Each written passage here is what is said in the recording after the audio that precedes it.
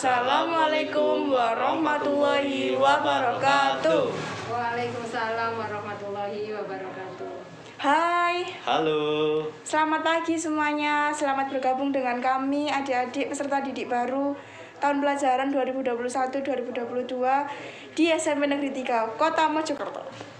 SMP Negeri 3 Mojokerto, Lingkar Prisma, berwawasan lingkungan, kreatif, berprestasi, dan mandiri. Adik-adik semuanya, pagi ini kita akan belajar tentang bagaimana cara belajar efektif bersama Bu Miftah. Selamat pagi Bu Miftah. Selamat pagi Kak Hadis, selamat pagi Kak Belindo. Kira-kira belajar itu apa ya Kak? Belajar itu yang kemarin tidak tahu, sekarang menjadi tahu. Iya. Dan yang kemarin tidak bisa, sekarang menjadi lebih bisa. Yang kemarin tidak tahu, sekarang menjadi tahu. Yang sudah tahu menjadi lebih tahu dan semakin mahir. Itu adik-adik semuanya ya. Jadi belajar itu adalah suatu kegiatan yang menghasilkan suatu perubahan tingkah laku. Jadi awalnya perubahannya apa? Sekarang kemarin tidak bisa, sekarang menjadi lebih bisa. Yang kemarin tidak tahu, sekarang lebih tahu. Yang sudah tahu menjadi semakin mahir. Nah, itu namanya belajar. Sedangkan belajar yang efektif itu seperti apa ya? Belajar yang efektif. Belajar yang menghasilkan hal-hal yang produktif. Belajar yang efisien. Jadi belajar efektif itu belajar yang produktif, belajar yang efisien, belajar yang menghasilkan suatu perubahan baik pengetahuan, tingkah laku maupun sikap yang lebih baik lagi. Gitu ya. Terus sebelum kita lanjutkan anak-anak semuanya, kita berbagi pengalaman dulu. Kak Belindo, coba diceritakan kemarin pengalaman belajarnya secara online seperti apa? Jadi adik-adik, pengalaman saya kemarin waktu pembelajaran online adalah saya menjadi lebih tahu kalau pembelajaran tatap muka dan online itu sangatlah berbeda. Jika tatap muka, kita akan diajar langsung oleh guru. Lain halnya dengan online.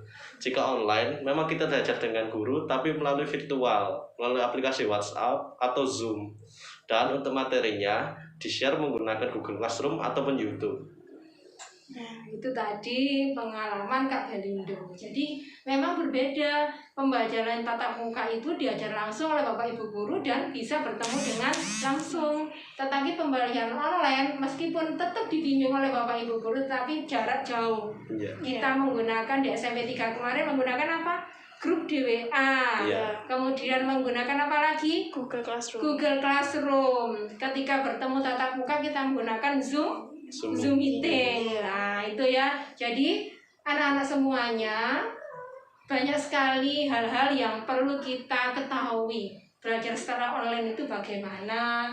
Belajar yang efektif itu seperti apa? Nah, sekarang Kak Hadis mau bercerita apa suka dukanya belajar secara online.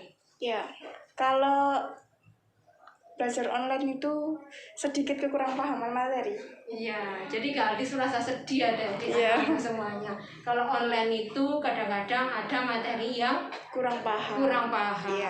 Terus sedihnya apalagi Kak Hadis kalau online itu nggak ketemu sama teman-teman, uang saku juga. Nah, jadi Kak Hadis merasa sedih.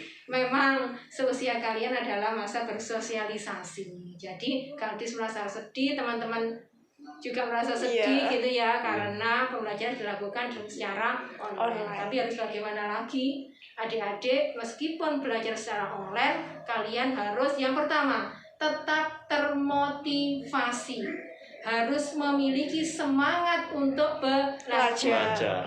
Pandemi COVID ini kan tidak dirasakan oleh Kak Hadis dan Kak Belindo saja. Seluruh umat sedunia merasakan pandemi COVID, tetapi bagaimana kita harus mencari cara menyikapi. Sementara orang-orang mungkin santai dengan rebahan, kita jangan seperti itu. Kita harus melejit, kita tetap belajar. Karena masa depan tergantung di tangan kita sendiri. Jadi tips belajar efektif yang pertama apa? Tetap bersemangat, selalu termotivasi. Itu yang pertama. Yang kedua, nah kadang-kadang anak-anak kalau belajar online itu kita bisa melakukannya di mana saja. Di ruang Iya. tamu bisa, ya. Iya. Di kamar juga bisa, di ruang tengah, ruang keluarga juga bisa. Iya. Nah, ini anak-anak supaya kita lebih efektif dalam belajar, sebaiknya kalian memodifikasi tempat belajar dibuat yang nyaman. Tempat belajar dipisahkan dengan tempat yang santai. Kenapa seperti itu? Kalau belajar di kamar, di kasur, nanti belajar kita jadi apa? Jadi terganggu. Nah, jadi Iya. malas-malasan, Malas-malasan. hasilnya rebahan, tidak jadi deh belajarnya, begitu ya. Iya. Nah, itu yang kedua. Silakan kalian modifikasi, dibedakan. Tempat untuk yang belajar itu ditata sendiri. Ya, Iya. di situ disiapkan apa saja Kak Belindo, Kak Aldis. Disiapkan Buku-bukunya buku tulis, disiapkan, alat-alat tulis. alat tulisnya. Jangan lupa Kemudian- juga paketan. Nah, HP-nya diisi paketan data biar nanti bisa connect, bisa terhubung, tugas-tugasnya bisa dikerjakan. Dikerjakan, iya. Itu yang kedua.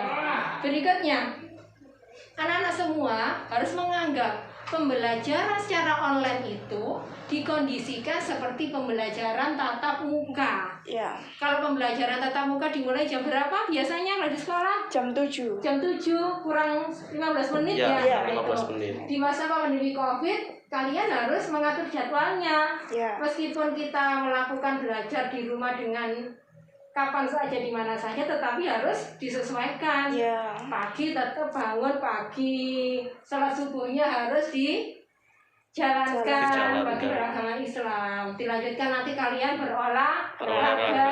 Lanjut lagi jadwalnya apa? Membantu Membantu orang tua. membantu orang tua. Baru disiapkan sebelum jam 7 kalian sudah siap di tempat belajar. Nah, dengan cara seperti itu kita menjadi tertib. Jangan sampai jam 7 pelajarannya dimulai kalian belum mengerjakan tugasnya. Tugasnya. Nah, nanti anak-anak semua jam 7 sudah sampai di tempat belajar. Nanti sampai jam 9 itu adalah pelajaran sesi 1 ya. Ya. Kemudian ada lagi dilanjutkan pelajaran yang sesi yang kedua. Ya. Sampai jam 12 berhenti, baru nanti kalian bisa melanjutkan aktivitas yang lain. Lainnya. Nah, itu. Berikutnya anak-anak, ketika belajar online, kalian harus menghindari multitasking. Apa itu? Multitasking itu Mengerjakan mengerjakan secara bersamaan. Iya, Bersamaan. jadi beberapa aktivitas kerjakan secara bersamaan. Main TikTok bareng-bareng, waktunya belajar itu. Ada yang laki-laki suka mabar FM, nah ini kesukaannya anak laki-laki, nah ini bareng-bareng. Kemudian santai-santai bersama dengan belajar, nah ini harus dihindari. Ketika waktu jam belajar, kalian fokus kepada materi pembelajaran. Iya.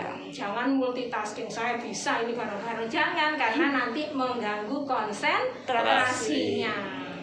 Berikutnya, meskipun kita belajar daring, belajar secara online, kita menggunakan laptop atau menggunakan HP, nah tetap harus dijaga kesehatannya.